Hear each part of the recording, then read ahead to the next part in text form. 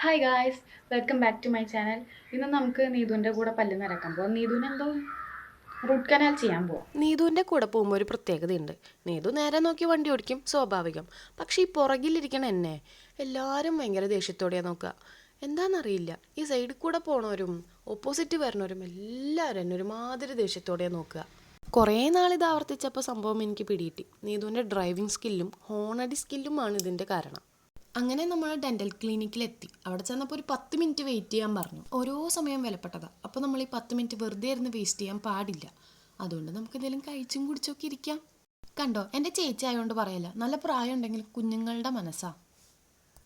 അപ്പോൾ ഈ 10 മിനിറ്റിൻ്റെ ഇടവേളയിൽ നമുക്ക് ആദ്യം ഒരു സാൻഡ്വിച്ച് കഴിക്കാം. നീതുവിൻ്റെ ഡോക്ടർ വിളിച്ചു, ഇപ്പം തന്നെ വരാം. നീതു ചായ ഒന്നും കുടിക്കാണ്ട് പോയി. അപ്പം ഞാൻ കുടിക്കാം.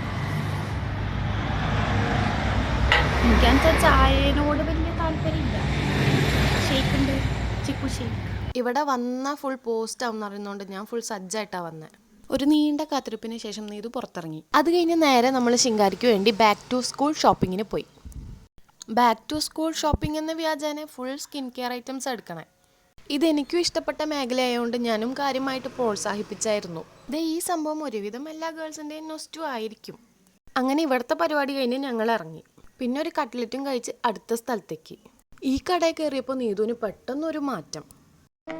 അവിടെ വെച്ച് ഗംഗയിൽ നിന്നും ഒരു പ്രത്യേക തരം സൈക്കിക് വൈബ്രേഷന്റെ അനുഭവം എനിക്ക് കിട്ടാൻ തുടങ്ങി. വേദനയോടെ ഞാൻ മനസ്സിലാക്കി, ഞാൻ അന്വേഷിച്ച് നടക്കുന്ന മാടമ്പിള്ളിയിലെ യഥാർത്ഥ മനോരോഗി എൻ്റെ അടുത്ത് നിൽക്കുന്ന ഗംഗയാണെന്ന്. അങ്ങനെ നീതുവിൻ്റെ ഉള്ളിലെ നാഗവല്യം ഒന്ന് അടങ്ങിയപ്പോൾ നമ്മൾ ആ കടയിൽ നിന്ന് ഇറങ്ങി. എന്നെ വീട്ടിലാക്കി നീതു തിരിച്ചുപോയി. ഇന്ന് അത്രയ്ക്കുള്ളൂ. ബൈ.